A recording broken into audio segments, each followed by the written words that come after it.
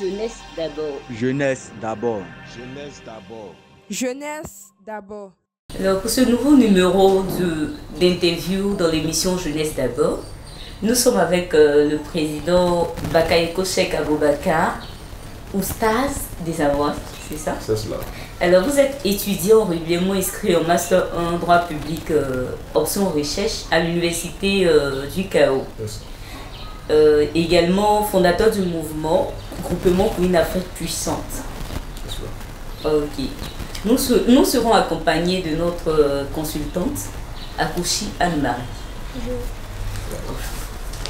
Alors pour ce jour, nous traiterons sur l'implication de la jeunesse africaine dans le processus de développement du continent africain. C'est ce qui sera d'ailleurs notre thème. Alors monsieur Dissavoie, qu'entendez-vous déjà par l'implication de la jeunesse africaine? D'accord, déjà, je dis bonjour à ceux qui suivent l'émission et merci à vous de me recevoir à ce studio. Bien, nous allons partir d'abord d'un constat. Voilà, quand vous prenez la population globale africaine, nous notons qu'elle est essentiellement jeune. Voilà. Et nous savons que l'avenir de demain appartient à la jeunesse.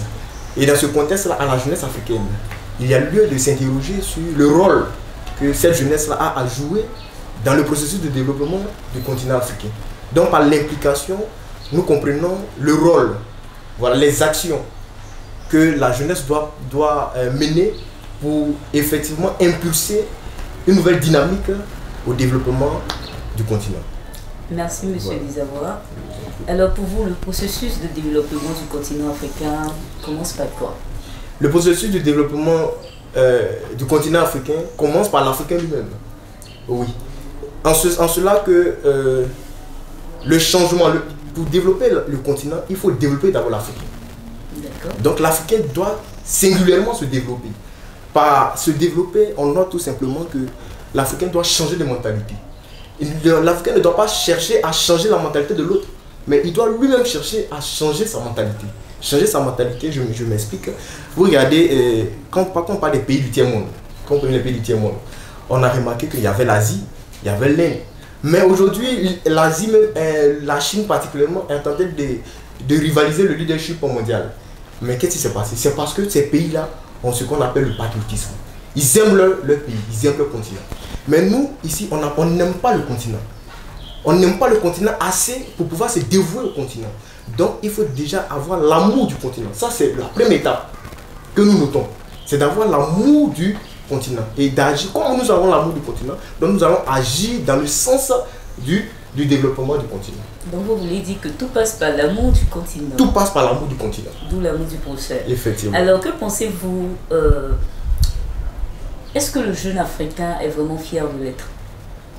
Est-ce qu'il est fier? Il est fier même d'être africain lui-même. Est-ce qu'il est fier? Bon, à certaines occasions, il en est fier, mais dans d'autres, il ne montre pas trop sa fierté. Parce que, je m'explique, pour ce qui est inutile, pour ce qui est futile, nous remarquons que la jeunesse est fière. Je pense surtout la jeunesse ivoirienne. C'est-à-dire quand vous allez sur les réseaux sociaux, parce qu'on reconnaît les Ivoiriens comme ceux qui font rire, les trucs de ce genre. Donc pour ce qui est du divertissement, nous sommes fiers d'être Ivoiriens. Mais pour ce qui est vraiment des actions significatives qui vont permettre au continent, au pays de se développer, nous ne sommes plus fiers parce que nous n'arrivons pas à manifester notre fierté. Être fier d'un continent, je prends par exemple, quand vous prenez les Français. Les Français sont fiers d'être Français. Leur fierté là, ça va se manifester par le fait qu'ils vont toujours réclamer ce qui est bon pour la France. Et nous ne réclamons pas généralement ce qui est bon pour notre continent. Dans ce sens-là, moi je peux dire, dans ce cadre-là, nous ne sommes pas fiers d'être africains. D'accord, merci monsieur. Je vous en prie. Dissavoie. Alors, monsieur Oustaz, c'est bien cela? C'est cela. Ok, partant d'un constat, j'aimerais savoir comment est-ce que la jeunesse s'implique dans le développement de son continent. D'accord. La jeunesse s'implique. Bon, on va dire... Tout d'abord, la jeunesse est-elle spectatrice ou bien elle est un acteur même de son développement? Bon, on va pas dire de façon modicus que la jeunesse est spectatrice. Dans la mesure où, aujourd'hui, on voit que la jeunesse est en train de s'intéresser au leadership, comme ça, à l'entrepreneuriat. S'impliquer dans l'entrepreneuriat, c'est également porter des actions qui vont dans le sens du développement du continent. Dans ce sens que quand je vais m'impliquer dans l'entrepreneuriat, je vais créer des entreprises. Les entreprises vont me permettre de pouvoir mobiliser des richesses. Et cette richesse-là, en payant les taxes et tout ça, je vais participer également à l'évolution économique de mon continent. Donc dans ce sens-là, je peux dire qu'effectivement, l'Africain quand même est en train de s'orienter vers l'entrepreneuriat. Donc, il est quand même impliqué. Maintenant, l'implication n'est pas assez significative. Voilà, cette implication n'est pas assez significative. Dans la mesure où, moi, je pense que l'Africain doit plus s'impliquer dans sa formation. Vous prenez Cheikh Anta Diop. Cheikh Anta Diop dit que l'Afrique ne pourra être développée que par sa matière grise, par son intelligence. Voilà pourquoi il va dire qu'il faut qu'on s'arme jusqu'aux dents. Quand on s'arme jusqu'aux dents, c'est-à-dire qu'on doit faire tout. Que ce soit la science, que ce soit la philosophie, il faut qu'on apprenne ça avec excellence. Dans tous les domaines. Dans tous les domaines. Mais surtout les domaines qui vont permettre à l'Afrique de s'impulser. Donc dans ce sens-là, moi je dis que la jeunesse va plus s'impliquer en se formant. Qui forme la jeunesse? En principe, c'est l'État. Les États qui doivent former la jeunesse. Mais le système éducatif élaboré par l'État pour former la jeunesse, ce système éducatif est défaillant. Donc, face à ce système éducatif qui est défaillant, nous prenons ce qu'on appelle l'auto-formation. Il faut s'auto-former. C'est vrai que le système éducatif est défaillant, mais j'ai un objectif. Déjà, dans ce que j'appelle le patriotisme, il faut également avoir des objectifs. Mon objectif, c'est d'impacter, n'est-ce pas, ma jeunesse, c'est d'impacter le développement du continent. Donc, il faut que j'ai des objectifs. Et en fonction de ces objectifs-là, il faut que je me forme réellement et avec sérieux, rigoureusement. Voilà, en me formant, si nous sommes tous formés, mesdames et messieurs, vous comprenez que lorsque il sera le moment d'avoir le leadership africain, nous allons tout naturellement poser de bonnes actions qui vont aller dans ce sens-là. Un autre plan que je vais souligner, je parle de la politique. Contrairement à ce que l'on pense, moi je pense que la jeunesse doit s'impliquer davantage dans la politique. Parce qu'il n'y a pas meilleur cadre de prise de décision que la politique. C'est la politique qui va orienter tout ce qui est parcours, tout ce qu'on doit faire, tout ce que l'État doit faire, c'est la politique qui va définir ça. Mais la jeunesse doit s'impliquer dedans. S'impliquer comment? Déjà, il faut que la jeunesse commence à arrêter des votes écologiques. Il doit voter de façon stratégique. Le vote écologique, c'est le vote que je fais du fait de l'appartenance que j'ai avec le président du candidat. C'est le vote que je fais parce que j'ai le même nom que le candidat. Parce que j'appartiens à la même région que le candidat. Non, mais c'est pas ça. Il faut voter stratégiquement. Le vote stratégique, c'est celui qui va me permettre de voter celui qui a tout naturellement des vrais projets. D'accord. Voilà. Merci, monsieur Dezawa. Nous vous remercions. Vous l'avez dit, hein, oui. L'Afrique doit se développer par sa matière grise. Oui. Et vous croyez réellement que nos dirigeants actuels croient en la matière grise? Parce que là, on dira qu'on reproche généralement à nos dirigeants de solliciter l'expertise étrangère. Et aussi, quand il s'agit du projet infrastructurel, pendant que les jeunes locaux diplômés ont été formés, ils ne croient pas au fait en cette formation. Je pense qu'ils ne croyaient pas en cette formation parce qu'ils n'ont rien fait pour que cette formation soit qualificative, pour que cette matière-là soit effectivement qualificative.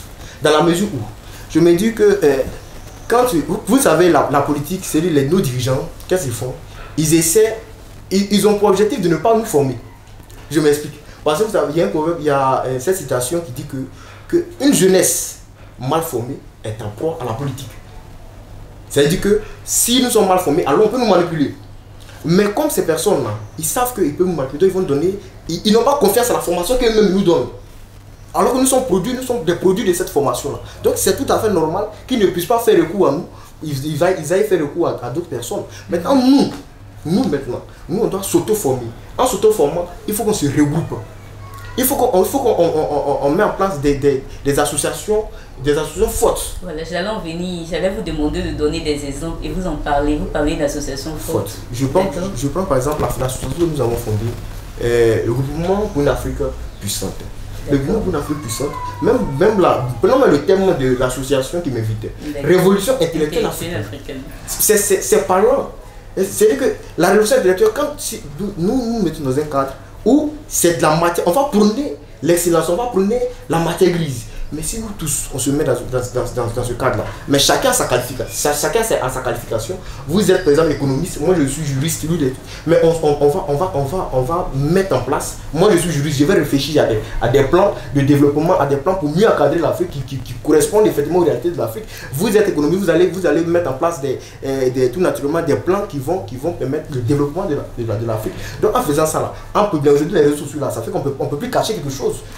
On est d'accord. Donc en partant par les réseaux sociaux que je prône tout ça, mais arrivé un moment, le politique ne peut plus faire quelque chose. On dit face à l'évidence, il n'y a pas de rempart. C'est évident que vous là, vous êtes qualifié. Donc on va venir vous chercher. Merci monsieur Desavoir. Voilà. Alors selon vous, le rajeunissement de la classe dirigeante dans toutes les sphères de décision, peut-il garantir une sorte d'accélération de progrès en Afrique? Et à cette question, nous allons répondre avec quelques réserves, dans la mesure où on ne peut pas dire oui totalement. Dans la mesure où si on met un souffle nouveau aux sphères de décision, c'est la jeunesse qui est là-bas. La jeunesse là pourra accélérer le processus de développement que si cette jeunesse est consciente. On est d'accord? Que si cette jeunesse est consciente. Que si cette jeunesse a l'amour du pays. Je reviens encore au patriotisme. Parce que si moi je suis là où on décide, que j'ai ici mon intérêt individuel prime sur l'intérêt collectif, à ce moment-là, je ne veux pas trop prendre des décisions qui vont aller dans le sens du développement. Est-ce que vous comprenez? Donc ces personnes, ces jeunes qui vont prendre position, qui seront maintenant au premier plan là, il faut que ces jeunes-là aient effectivement pour vision de développer le continent. C'est dans ce moment-là qu'ils vont accélérer le processus de développement. On est d'accord? Ils vont accélérer le processus de développement. Mais si on met des jeunes qui sont là, puisque tout qu'on fait, les jeunes seront effectivement, au moins on descend, comme pour parler un peu en terre à terre, au moins on descend, les jeunes ils seront pouvoir. Ils seront dans les sphères de décision. Mais quand ils seront là-bas, s'ils ne sont pas conscients, ils vont perpétrer encore les erreurs de nos anciens. Voilà, donc il ne faudrait pas arriver à cela. Voilà pourquoi dès la base, il faut se former. Il faut se former. C'est vraiment nécessaire. C'est nécessaire, c'est fondamental. Voilà. Nous prenons même un proverbe qui dit que ce n'est pas le jour de la chasse qu'on élève un chiot.